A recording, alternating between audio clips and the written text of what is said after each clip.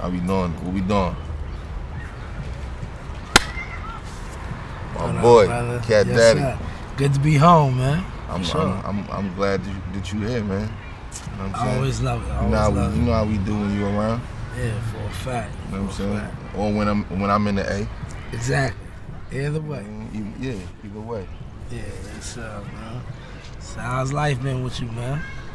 Man, you know, just really recalibrating and really kind of becoming more of a, like, learning how to frame things that have to do with my life better, because, you know, just being an artist and being independent, a lot of times, you know, so most of the people, you know, when I started, we started similar time. The guys I came in with, like, they got married and, you know, started doing other things, started other businesses. So I kind of was carrying it dolo, you know what I mean? So just really coming off of a 5-year like musical hiatus, you know what I'm saying, and really trying to understand what direction I want to go in, and say, like, life is more important than music. You know what I'm saying? Facts. Like, life is more important than music. Like, my mental health is more important than music. So it's like, you know, just trying to frame my life in a way that's appropriate for me to, you know, be healthy. Yeah. You know what I'm saying? And, you know, music is definitely therapeutic. It's been always therapeutic, like art, you know, and film for me. So with this new album I'm doing, you know, I'm just trying to have a balance, you know, so that's why I think it took so long for this project, but just really getting back on track with, you know, being healthy in the ways that I think about myself and about God and about life. You know what I mean? What's how it been for you though? I feel like I'm climbing out of a dark space. You know what I'm saying? Like, yeah, talk to me about that. Yeah. So about back in 2019, November 1st, 2019, my mom passed away. It wasn't expected, and I think, you know, like, coming from the Christian perspective, I was used to kind of like, nah, it's God's will. Like, you know what I mean? I'm gonna be strong. Like, no matter what, it's cool. And I tried that, and I just spiraled down into this kind of deep depression. And after her passing, I was depressed for like months. You know what I'm saying? And I realized that, like, I was just doing things that I normally would never do. I remember that time. Yeah, and then, like, it was like, I need therapy. Like, something ain't right. Therapy. Like, I was at the end of my rope. Like, you know what I mean? Like, I was popping all types of pills. I was snorting coke. I was doing all types of drugs. Like, oh, we going in. Yeah, I was drinking all crazy, like whole bottles, driving, and it was one night that I tripped out real bad. And what happened? So I went somewhere where I had no business going. Okay. And I was at a party, and, like, I just drank. Yeah, I drank, I snorted, I popped pills until I blacked out. And I woke up the next morning, and I remember driving home, like, I'm driving like 100-something miles an hour, and I'm weaving in and out of cars. That's how I used to drive off pills. And so I'm driving crazy, but at the same time I'm praying, like, God, please don't let me crash and burn, even though I refuse to let up off the gas. And so after that, I was like, yo, like, this got to be a change. Like, I'm losing it. And that's when I reached out for therapy and got with my therapist, who I've already known prior. But so you initiated that situation for you? Absolutely. Kind of. Absolutely. Thought that would be. I got with my therapist, and I sat in with her, and, like, the first session, she was telling me, like, this is not gonna be easy, and the temptation when you go in therapy is to return to the former version of yourself, right? Like, I just want to get back to the old me. And she was saying like grief and trauma will change you forever. So don't look to go back to the old you, but look to discover who's the new you. And so, yeah, I've been in that, and it's been real great. And I feel like I'm at a place in my life where I'm seeing a light. You know what I mean? At the end of the tunnel. At the end of the tunnel, Yeah. like, I feel like, all right, I'm coming to a place of understanding, and also accepting the fact that the old Swift is the old Swift, and the new Swift is the Swift with understanding and balance. And so, embracing that. That's heavy because, I never did therapy. Right. And, I probably should. Like, I probably should have years ago. Just growing up in an urban environment alone. Man. Like, you know what I'm saying?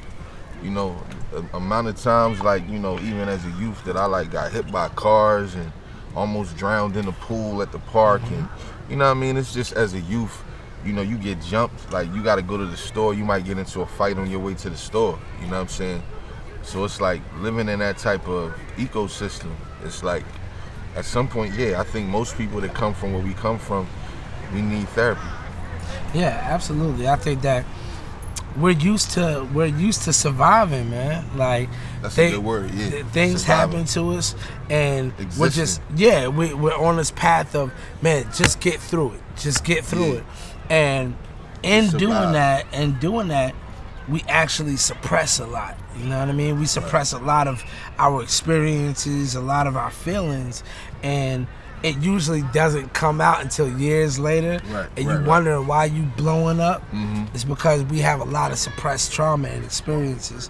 And so one thing therapy did for me was it allowed me to kind of peel back the layers. And I buried things so deep. Like, imagine this. Imagine going through something traumatic and suppressing it so much that you felt like you got over it.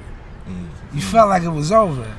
And then years later, you're like, damn, it's not over. Like, these things still take root in my life. And so my therapy process was the process of, like, peeling back the layers and seeing what's really there and dealing with it head on. And giving myself permission to exercise radical acceptance and moving forward. That's dope, man. So we got a new album from Swift coming. A new album, absolutely. What we doing? Where we going in this direction? You know what I'm saying? 'Cause so I'm coming off seeing, Thizzle talk about you. You know what I'm saying? Yeah, for sure. How he would be in a loo, just wherever with the headphones on. He got Swift in the joint. You know what I'm saying? Like, so people love your music, and like your music has really affected a lot of people. You know what I'm saying? And you real influential. You know what I'm saying? You barred up. You know what I'm saying? You cut from a certain cloth of an MC. So for me, I'm really curious, like what you doing this time around. Yeah, so I sat down with a team of good brothers and sisters that I roll with, and I was thinking about, like, what do I do on this new album? I feel like I have a lot to say, and so I decided to shout out to my man Street Hymns, because shout out Street Hymns. He came up with the name The Forgotten Mirror. Okay. And I was just like, nah, that's corny. So he came up with that for your album, or he said that? Yeah, so we did. Coin that phrase, or? Yeah, he came up with the name. And so I had a think tank down in Texas where I invited, some good brothers and sisters from the industry to kind of bounce some ideas off, right? And I originally had a title for it that was, I thought it was a great title. Okay. But my man Fidel was like, nah, that's not the move. Okay. And Street Hymns came up with The Forgotten Mirror.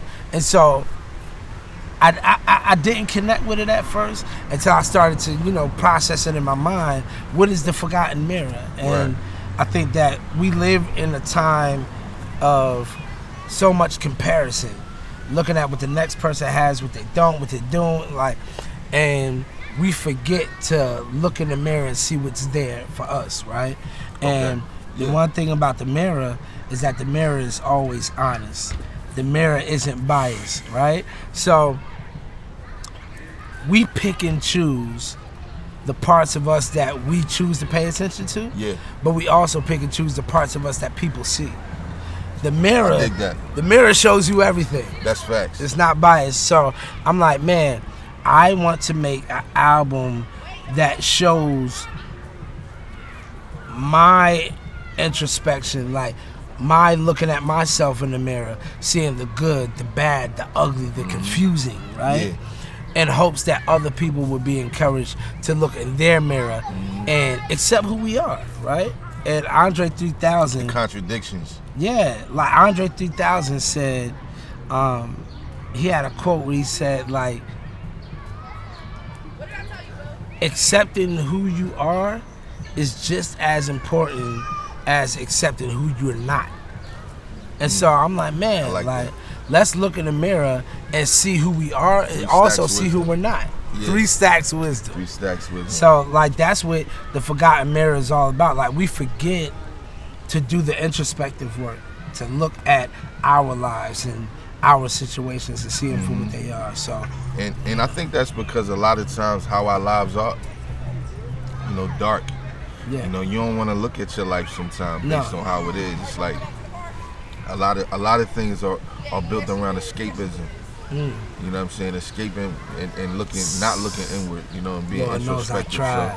So, yeah, Lord knows I tried. But with us, dudes like us, it's kind of like that's our bag, you know. At some point, we have that component in us that we just want to look inward. We have the ability, we have the bandwidth to look inward. Some people don't have the bandwidth to look inward. Yeah. You know what I'm saying? So I think that's really dope, Swift, that you coming back like this. You know what I'm saying? And I feel like you giving people a real, window seat for like what's going on inside. You know what I mean? absolutely. That's dope. That Yeah, universe. it's a difficult work. You know what I mean? Like, working on this album, I knew that I had to do 2 things, right? I had to dig deep into some very uncomfortable places, Right.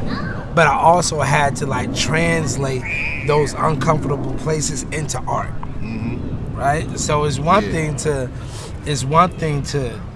think about those places and to even visit those places mentally. It's another thing to, like, put those thoughts into words and push that out. You know what I mean? So now the rest of the world gets to hear my inner wrestle. You know what I mean? And so I think it's difficult, but it's also necessary. That's real. For sure. That's real, man. So it's a beautiful day here in Philly. Philly. You know what I'm saying? West side of Philly. 215. You already know what it is. You know what it is.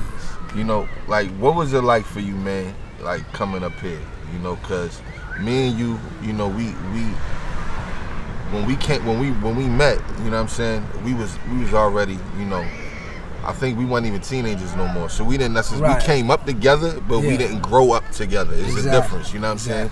So what was it like growing up for you here, coming up here for you? Yeah, Cause you originally from New York. Yeah, You- then moved to Philly when I was younger. Yeah, we But, adopted you. We adopted you.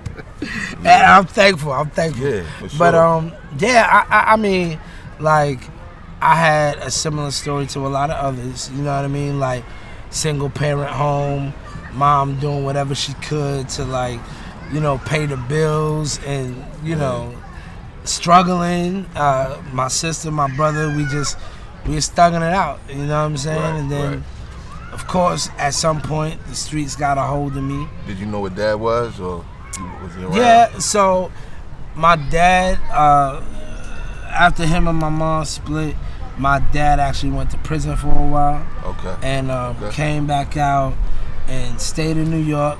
And my dad kind of, like, lived his life. You know what I mean? Like, it was never, he did him. And it was never a strong attempt to, like, really re-implement himself in our lives. You know, it was one of those things where, like, oh, Father's Day, call your dad. oh, your birthday, he's gonna call you. You know what I mean? But it wasn't like, nah, I really want to own up to my responsibility and, you know, raise my children. So You talk about that on the album? I do. So I do. I did a song called Daddy's Reflection where I kind of talk. Reflection. Yeah, I talk about, because, you know, Forgotten Mirror, crazy. right? Yeah. So I did a song called Daddy's I see Reflection. what you did there. Yeah. See, very, very crafty. And the whole song is like just talking about the things about my father that I despise, but also, again, introspective work, acknowledging my ability to possess those same things that I despised in my father. And so wanting to get ahead of the curve, like, you know. That's different. Yeah, like I have a line in the song where I'm talking about these qualities or these things about him, and I say, yo, I'll never be like, I couldn't be a narcissist. There's no way I'll be a narcissist. Because you were a narcissist. Yeah, because he was a narcissist. Right. And I'm saying, there's no way I would do he that. was a narcissist, right. And then in the second verse, I'm talking about, like, I wish he was more like me. Mm-hmm. Like, I'm more patient, I'm more present, I'm all of these things. And then I stop and say, well, damn, maybe I'm the narcissist now. And it's like the ability to, like, the very things you despise, like, you have the ability to do those things as well. That's the introspection. Yeah. Introspective work, for sure. We need that. We need that. We need this album, man. Listen, We I'm need trying. that. I'm trying, man. That's dope. How many? It's because you put something out, like, you put a joint out that was real crazy. Like, it seemed like yesterday almost. Yeah, last week I dropped a single called Cheers. It was just like my ode to black excellence, and it was just celebrating where we've come as a people and how we've turned the crumbs at the table to a feast. And yeah, we made it work, man. So that's dope, man. That's dope, man. I'm glad to do it. Yeah, so like what's some other things that kind of been like on your mind, or like even some other things on the project, or you know, because I know therapy and a lot of that stuff is because you suffered a couple losses back to back though. Yeah.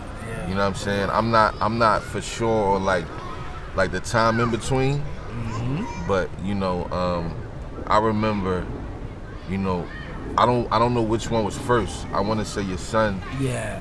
Was so first. my son passing away, and it was just trauma after trauma and dramatic experience after dramatic experience, and I didn't realize how much I was holding in. You know what I mean? Like, even looking at, like, when my son died, it was like, nah, it's the will of God. You know what I mean? Like, God saw it fit. And at the time, you know, I said that, and it was like, no, this is how I should feel, right? And years later, it's like, I don't think I ever really dealt with that. I don't, like, I did have an art with God for taking my son. Okay. Yeah. And I did feel like, nah, you made the wrong move. Like, nah, you shouldn't have did that. You know what I mean? And so that's deep. That's real. But coming to an understanding of, like, oh, I've even suppressed how I view God. Right? And so it's like, so now I can confidently say, like, okay, I love God, right? I know God is real, but I still don't agree with what he did. I still wrestle with that. Like, and maybe in this lifetime, I'll never come to a place where I'm completely okay with it. You know what I mean? Maybe I'm gonna just wrestle with that. Yeah. And that's okay. Like, I don't pretend to understand everything. And so I'm realizing that that's something that I still need to work through. And I just felt like this album and this whole approach, mentioning therapy, is, man, I think that a lot of us need therapy, and therapy is always looked at as taboo. Like, oh, if you go to therapy, like, you're crazy. You know what I'm saying? And it's like, nah, man, like, we need help with processing these things that we've had to see. And the things that we consider normal is considered extreme to somebody else. You know, you grow up with gunshots all around you, homies dying, ducking gunshots. Like, oh, that's normal. No, it's not. You know what I mean? And we've normalized trauma. Right. And it's like, nah. So it's time for us to actually dig deep and process these things. And I think that's one of my hopes with this album is like to talk about mental health in hopes that in our culture, especially hip hop, that we would normalize that conversation of mental health and being healed, like healing. And we ain't talking about like lay your hand on a broken knee and watch it be whole. No, we're talking about like mental, emotional, psychological healing. And we need to normalize that conversation. Spiritual. Yeah, spiritual healing for sure. Yeah, what would you say? Like, how do you feel like you view God now? Like, do you feel like you still got, like, is this somebody who? Because my question would be, because I don't have any children. You know what I'm saying? And you know, I lost people I love though. Yeah, of course. But you know, I think that sometimes I've asked myself and I've asked other people, like, why do we blame God for those things? Right. You know what I'm saying? You know, I blamed God for things before, you know? Yeah. And I've often wondered, like, why do I choose God to blame for that? You know what I'm saying?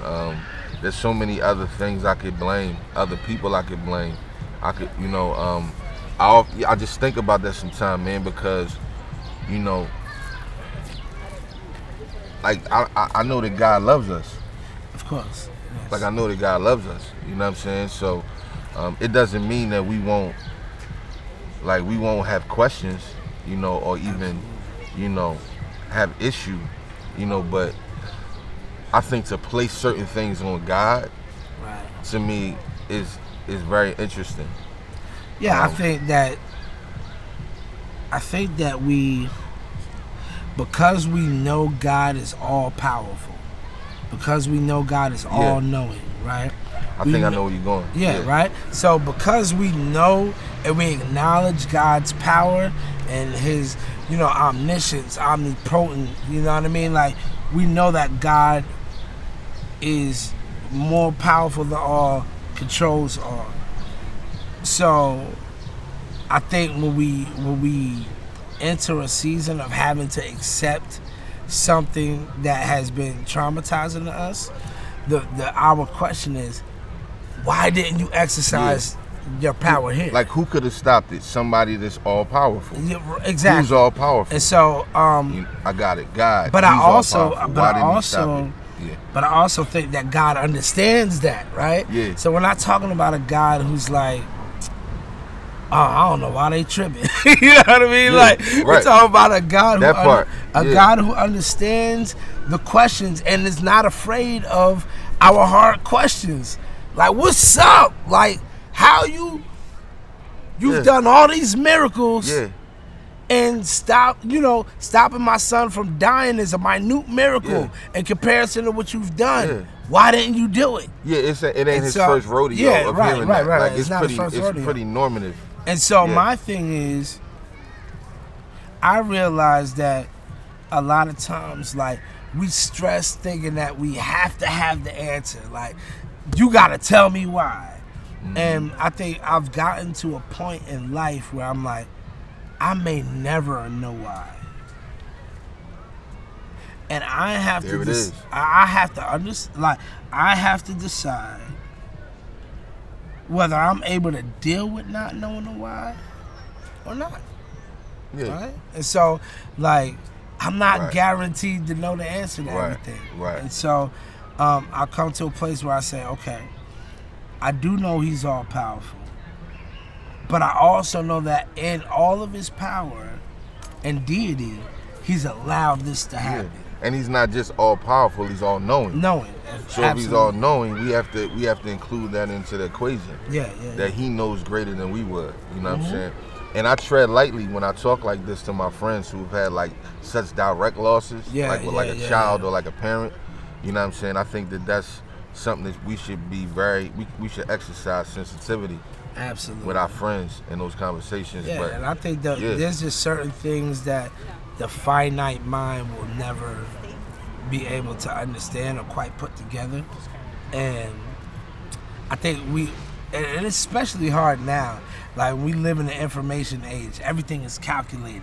Everything has to have a precise. Everything's about numbers. Yeah, and so it's like, to come to a fact in the information age where you're okay with not having all the answers, that's different. That's different.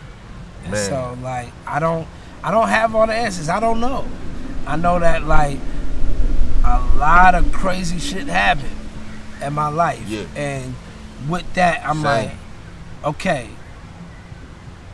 One thing I do know is that I'm still here, and I have to navigate life, right? I have to navigate through the shifts and changes. And in order to do that, like, I need a level of clarity, right? So maybe not ultimate clarity, because some things I think that I'll go to the grave and just never know. But I think I need a level of clarity, and but I also need to learn how to process the things that I can't control. And so I think, my therapist taught me about radical acceptance, and just like accepting the things that you cannot change, but also learning from them and learning to grow from your experience of things that you can't change. So that's been like one of the major things I've been dealing with. Yeah, man. I probably need to go to therapy for sure. Look, man, look. Man, you sit down and you realize, like, man, I've been holding so much, and like, I'm learning what freedom really feels like for the first time. Like, man, I don't have to be perfect, right? I don't always have to say and do the right things, and not that I want to do the wrong things necessarily, but like, I'm flawed, and I'm okay with that. Like, it's a building thing. Like, okay, I desire to be better. I want to push to be better, but I do that being mindful of my own flaws. Yeah, I think that the coming to terms and the understanding of our own flaws is definitely a revelation for us.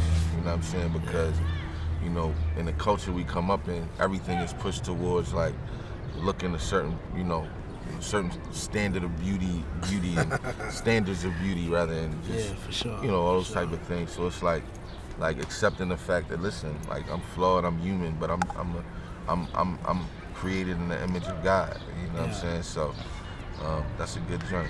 That's Absolutely, man. Absolutely, man. That's good. So, yeah,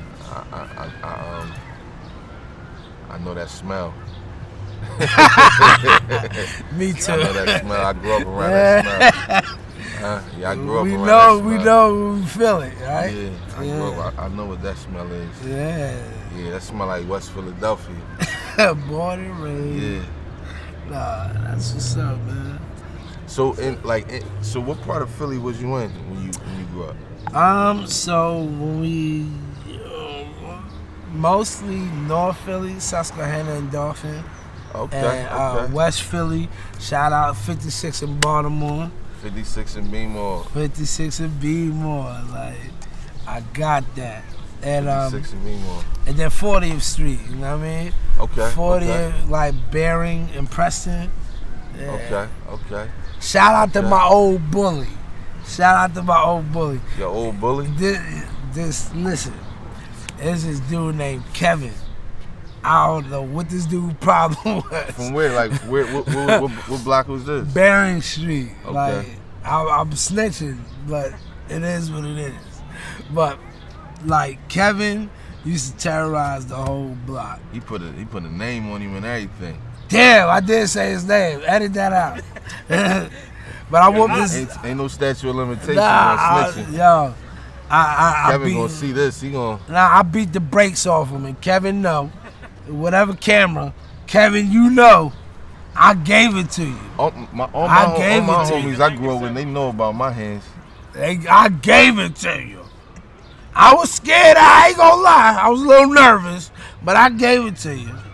Yeah. That's dope though, man. Yeah, West Philly, man. Like, West Philly got a piece of me that it's always gonna have. You know what I mean? A lot of history out here for me. You know what I'm saying? And, I'm grateful. Sure. Philly turned me into. For sure. Philly turned me into a beast. You know what I mean? Who's some of your influences you would say from Philly? Or like, what's some of the things you like about the town? You know what I mean? 'Cause Philly is its own thing. Like yeah, I bleed it's green, specific. like you know. I know what we do. I'm knowing. For sure. But yeah, there's Philly builds a certain type of person. You know what I mean? Like, you can't come from this city and not be like resilient and like just on go. Like, Philly put that in you. You know what I mean? That's facts. Yeah, like, we don't back down from nobody. You know what time it is. That's facts. So, yeah, I love that. And some of my earlier influences, of course, was you know, Black Thought has always been. Tariq. Come on, man. Like, Black Thought is the creme de la creme of Philly. You know what I mean? Like, and I know most people gonna say Will Smith, but Black Thought was. No, they ain't gonna guy. dispute. They ain't gonna dispute Tariq. Yeah. Black Thought was that guy, and you know, Will Smith he commercialized it. And he was before. He was before Thought. You know what I'm saying? But Thought was like he was different. So He's the still Roots different. crew, he blacks out. Like, I got a Black Thought story. I'll tell you off camera. Yeah, for sure. Shout out the Roots crew. Yeah, shout out the Roots crew. Shout out my boy Yamin. We used to record at the same studio. Yup. With Larry Gold. Yeah. Legendary Larry Gold studio. Legendary studio. Like, I'm gonna put a story out here. He put strings on a lot of classic like music. You know what I mean? Not just like rap, just music in general. Yeah. Like his string compositions, incredible. I'm gonna put a story out there. I came to Larry Gold's for a session before, and you know, they got the pool room with the pool tables and with, you know, the little boom box where everybody would kind of listen back to their mixes. All the plaques on the wall. Yeah, cats would listen back to their mixes in that room. So there was a tape in the tape deck. No, it was a CD. It was a CD in there, and it was Michael Jackson's Butterflies, the demo version.